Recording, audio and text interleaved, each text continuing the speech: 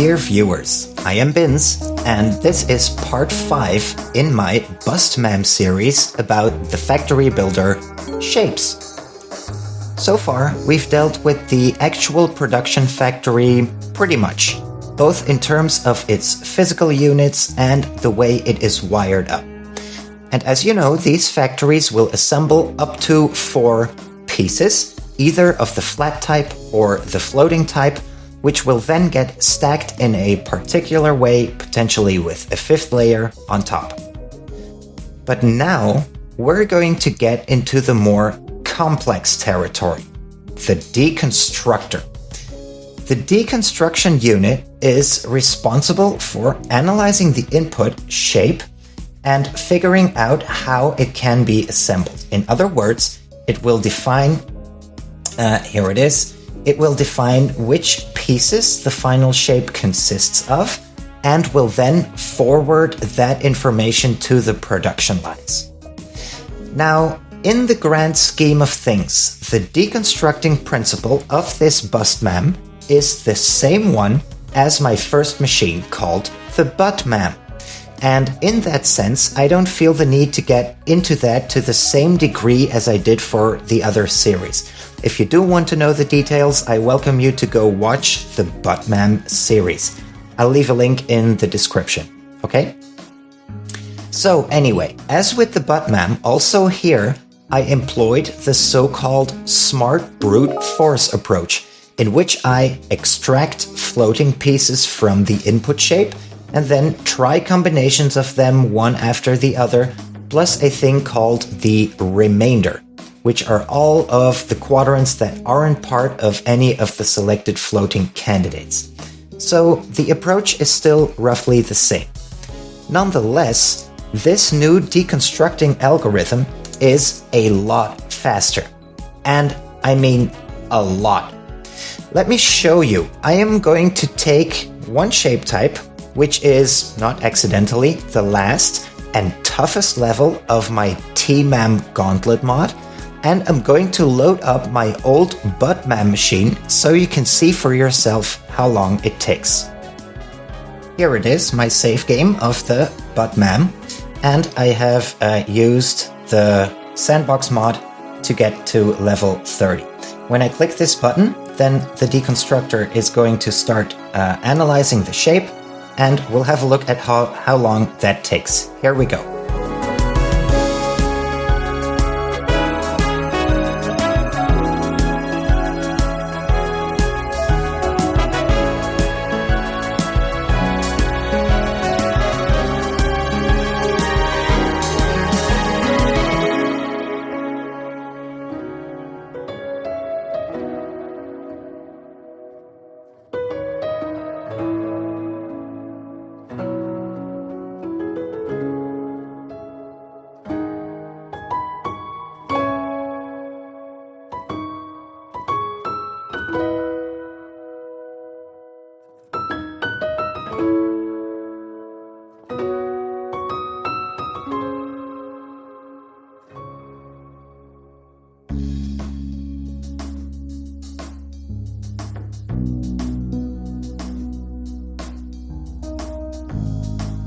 There we go. Now this display indicates that we have found the shape.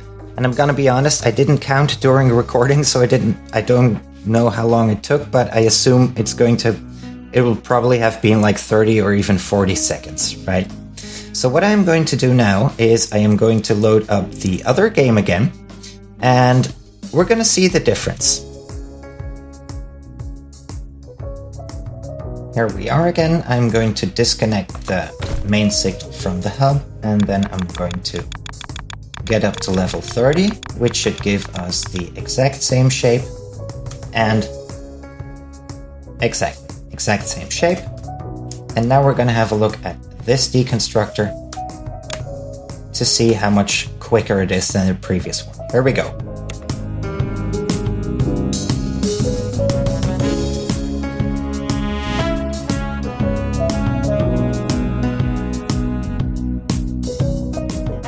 And there it is. It found the exact same solution within seconds. You can see how big the difference is, right? Now, depending on the exact shape, this new deconstructor outcompetes the old one by an estimated factor 7 to 8, which is pretty damn good if you ask me. And this is for the hardest shape I know of. Other shapes are found even quicker than this.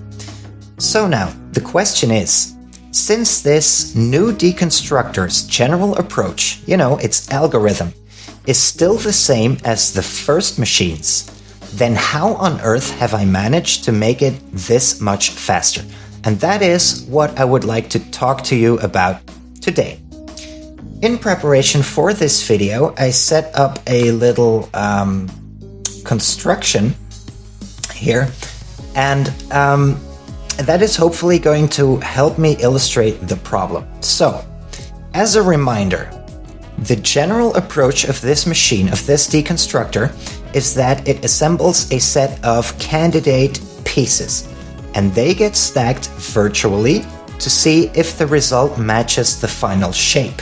If it does, then the pieces are locked in and get sent to production. But if they don't, then the next set of candidates is picked and the process repeats. And it repeats over and over until a solution is found, right? Now, this little setup that we're currently looking at is a representation of different paths of the wiring setup. As you hopefully know by now, on the wiring layer, each virtual processing unit requires one tick to do its thing and then send out its output. And each consecutive action adds one tick, which means that, for example, if your frame rate is a constant 60 FPS, then 60 ticks will equal 1 second. And if your frame rate is 30 FPS, then 60 ticks would equal 2 seconds, right? The bottom line is, the more consecutive actions you carry out on the wiring layer for a particular signal, the longer it will take that signal to get from source to destination. And now, in the deconstructor, which is a pretty complex thing, shape signals get unstacked, restacked, redirected, branched off, cut into pieces, glued back together, sent into different modules, compared to constants, compared to variables, and whatnot, okay? So, whichever lanes you send your shape signals through, the different candidates will never arrive at the finish at the exact same time. Now, in our little module here, the belt length represents that. So when I click this button, each line will fire one shape, and then the displays at the end represent the part of the deconstructor that determines whether we found a valid candidate. Okay, that's what it comes down to. So if I click the button, you will see that each of these producers fires up a single shape, and they all reach the displays or the end of the line at a different stage. So let's look at that again. The bottom line clearly needs the longest. And this now is actually the problem of why my previous machine is so slow. Because if this part represents the validator, right, then I have to wait with validation until the weakest link, so to speak, the slowest piece, reaches the end, and I have to retain the other pieces, the other signals that I get. I have to retain them until the slowest signal reaches the validator, and only then I can send out a new signal. And this is problematic because I can't really speed up that process. If I try to speed up the process by clicking the button faster, then you will see that at a given time, I will never ever get the combination of pieces that I need anymore at the same time, right? So there is a cap, there is a limit. I have to wait until the slowest piece, the slowest signal reaches the end, and only then I can send out a new candidate set. So it's kind of a bottleneck. Now, how can we speed this up? Look at this. This looks like exactly the same machine. But look at what I did. I artificially delayed some of the signals so that when I press this button, not all signals get fired at the same time. And they reach the goal at exactly the same time, right? So let's look at that again. Boom. And they each hit their displays at exactly the same time. And now look at this. I can speed up this process a lot by clicking the button faster, and you will see that the shapes, the set of shapes, reaches the destination at exactly the same time.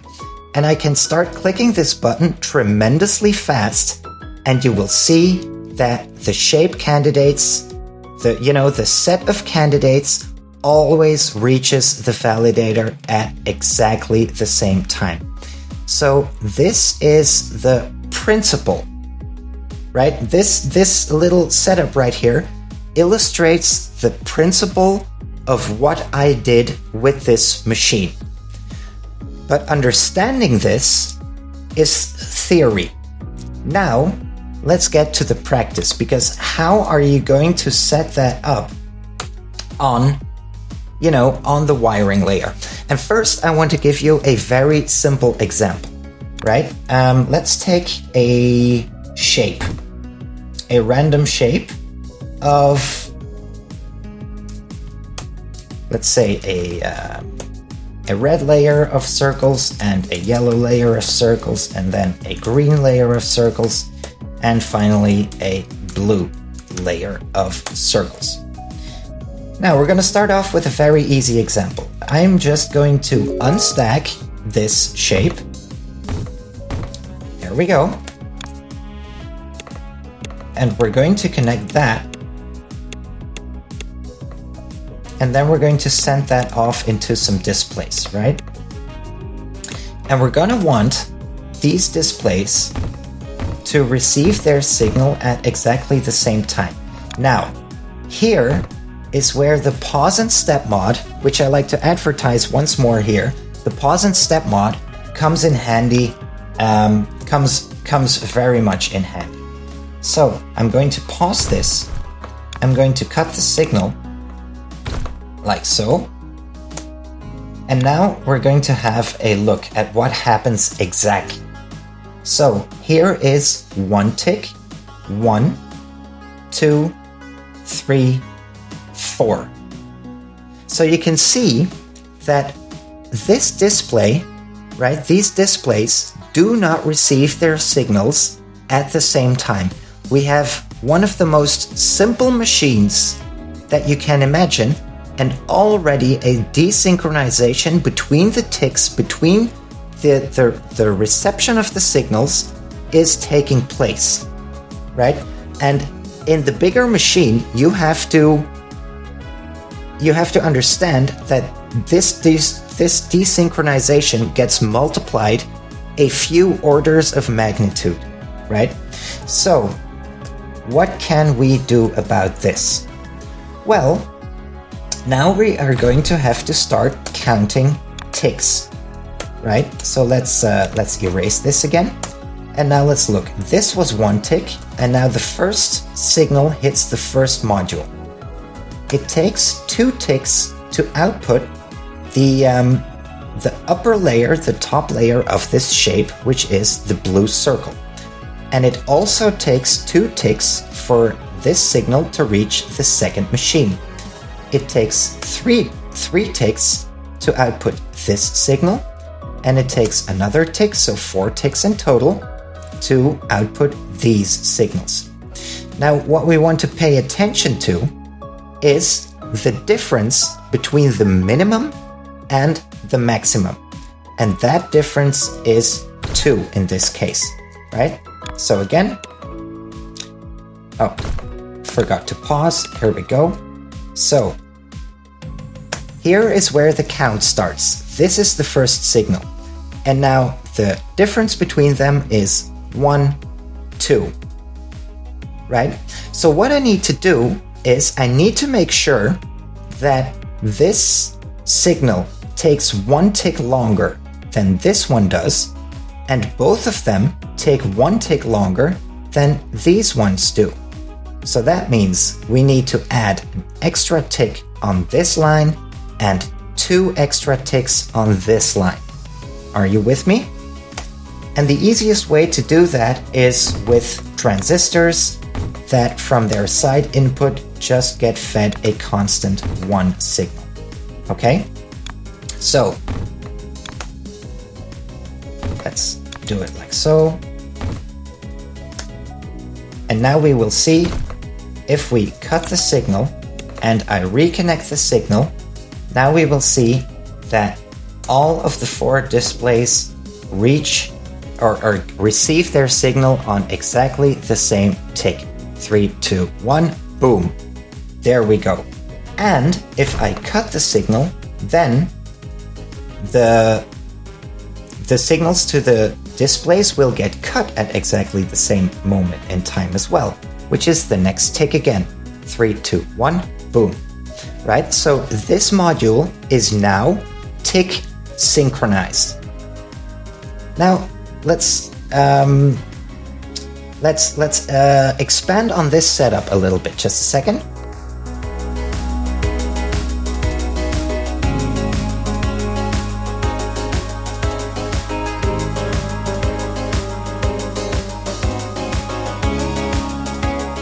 There we go. And so since this module is now tick synchronized, right? Let me artificially extend this a bit. There we go. Since this module is now tick synchronized, what I can do is the following. Watch this. On 1 tick, I send the red signal through. On the 2nd tick, I send the green signal through. On the 3rd tick, I send the blue signal through. And on the 4th tick, I send the white signal through. And now we will see that in 1 tick time, so with an interval of 1 tick each tick, we can send a different candidate set into this module, right? So here we go. 3, 2, 1, red, green, blue, white, empty. That is how tick synchronization works. And that is the approach that I took for this entire machine. Now, while this is an extremely simple setup, right? This tick synchronization thing in practice gets complicated, gets real complicated, real fast.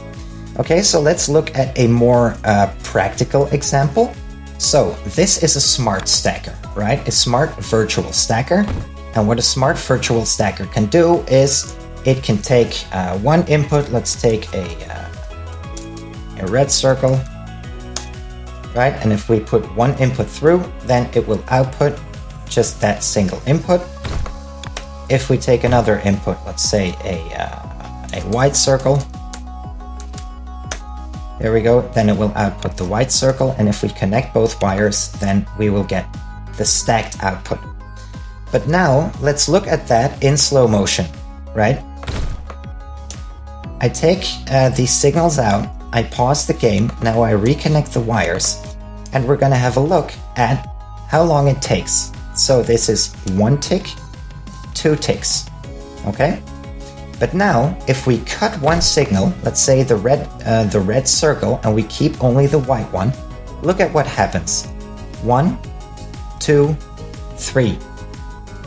This, cutting 1 signal, takes 3 ticks. And now, if I reconnect the red circle, we're gonna have another look. 1, 2, 3. So now, not only did it take 3 ticks, but also we generated a conflicting signal on the wire. And what I want to do with this module now is exactly the same thing as we did here. We want to narrow the interval in which we can send signals through this machine. And especially, we want the output to switch from one output to the other instantly, right?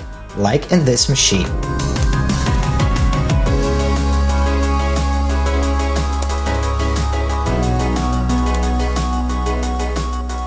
Where we get red, green, blue, white, right?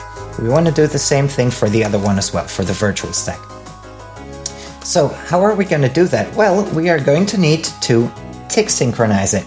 And tick synchronization is a tough cookie because you have several scenarios, especially if you have a discrepancy between the amount of ticks it takes your machine to do certain things. Like in this case, that's where it gets extremely tricky. If we have a stacked shapes starting from 0, then we are going to get 1. Then we are going to take 2 ticks. The machine is going to take 2 ticks. And otherwise, it might take 3 ticks. So what we actually need to do is we need an extra tick on these 2 lines.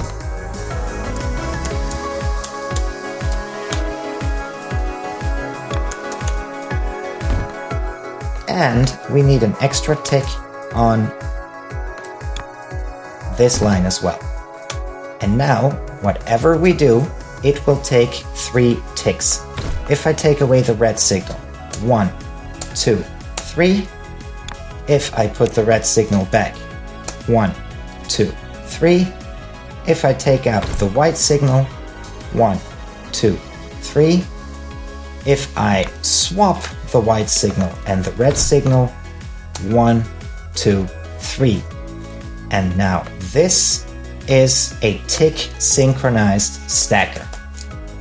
Okay, so what I had before, this thing, this is now a module where you can see that with this we have achieved the exact same thing as before.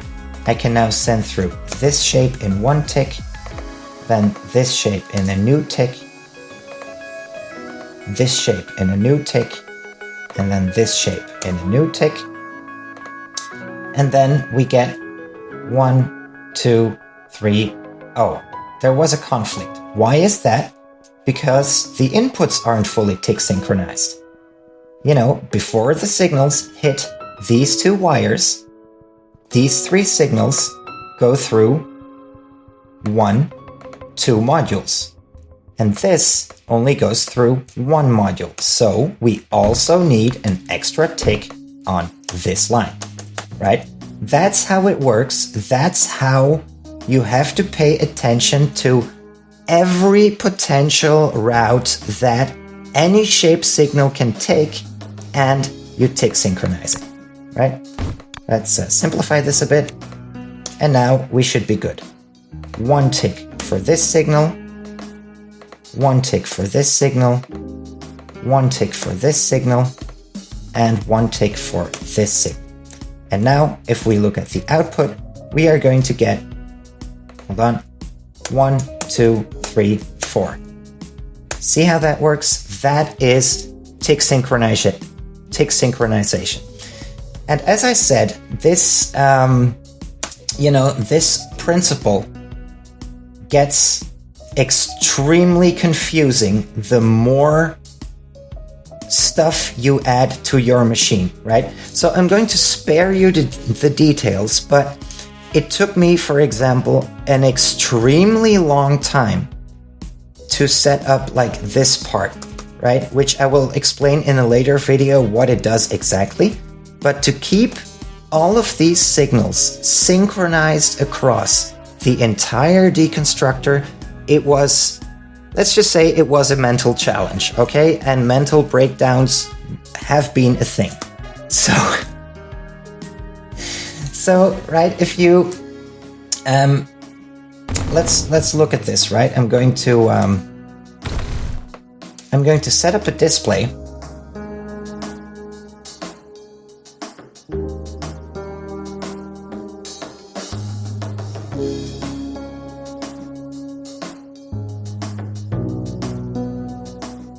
There we go. Okay, so I set up some displays for demonstration purposes, and now we are going to see that these candidates, right, whichever line they're on, they are going to appear at exactly the same moment. Right, so these are the first candidates, and now the machine will take a little time. I am slowly fast forwarding here.